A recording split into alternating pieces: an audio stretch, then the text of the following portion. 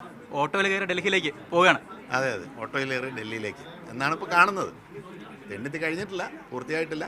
എങ്കിലും ഇപ്പോഴത്തെ ഒരു ട്രെൻഡ് വെച്ച് ഓട്ടോറിക്ഷയിൽ ഡൽഹിക്ക് പറക്കാൻ കഴിയുമെന്നാണ് വിശ്വസിക്കുന്നത്.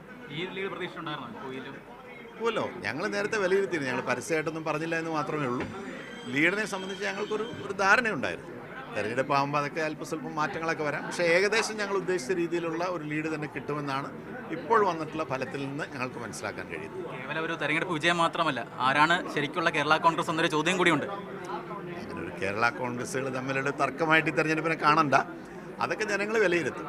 തെരഞ്ഞെടുപ്പ് ഫലം വന്നു കഴിയുമ്പോൾ ഏതാണ് ശരി, ആരുടെ നിലപാടായിരുന്നു ശരി എന്നൊക്കെ ഉള്ളത് കേരളത്തിലെ ജനങ്ങൾ പൊതുവിലും കോട്ടയം ജില്ലയിലെ ജനങ്ങൾ പ്രത്യേകിച്ചും വിലയിരുത്തി ഒരു നിലപാട് ഇനി മുന്നോട്ട് തീർച്ചയായിട്ടും അതിനനുസൃതമായിട്ടൊരു നിലപാടെടുക്കുമെന്നാണ് ഞങ്ങൾ പ്രതീക്ഷിക്കുന്നത്. പ്രതീക്ഷിക്കാത്ത രീതിയിലുള്ളൊരു പ്രകടനമാണ് ഇന്ത്യ മുന്നണി ഇപ്പം കാഴ്ചവെച്ചുകൊണ്ടിരിക്കുന്നത്. അതിലാണ് ഞങ്ങൾക്ക് ഏറെ സന്തോഷമുള്ളത്. ഇവിടെ നടന്ന ഈ എക്സിറ്റ് പോൾ എന്ന് പറയുന്ന ഏർപ്പാടുകളെല്ലാം തെറ്റാണ് എന്ന് തെളിയിച്ചുകൊണ്ട് ഇന്ത്യ മുന്നണി വളരെ മിന്നുന്ന ഒരു പ്രകടനമാണ് ദേശീയ തലത്തിൽ നടത്തിയിട്ടുള്ളത്.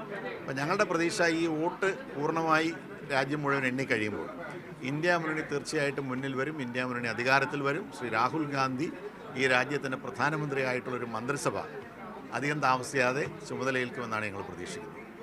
ശരിക്കുള്ള കേരള കോൺഗ്രസ് നിങ്ങളാണെന്ന് ഉറപ്പിച്ചോ? അല്ല, ഇത് യു ഡി എഫിൻ്റെ തിളക്കമാർന്ന വിജയമാണ്. യു ഡി എഫിനോടൊപ്പം നിന്ന കേരള കോൺഗ്രസിൻ്റെ നിലപാട് ശരിയാണെന്നുള്ളത് ഈ തെരഞ്ഞെടുപ്പ് തെളിയിച്ചു.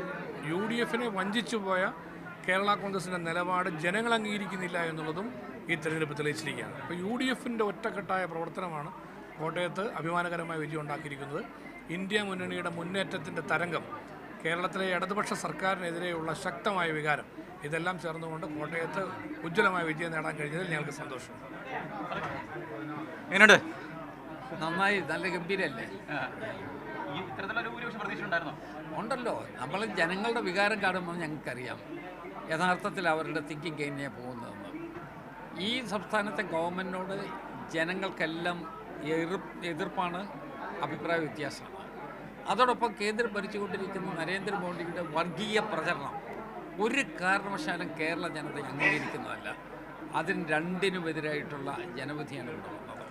ഞങ്ങൾ പ്രതീക്ഷിച്ചതുപോലെ തന്നെ വമ്പിച്ച ഭൂരിപക്ഷം.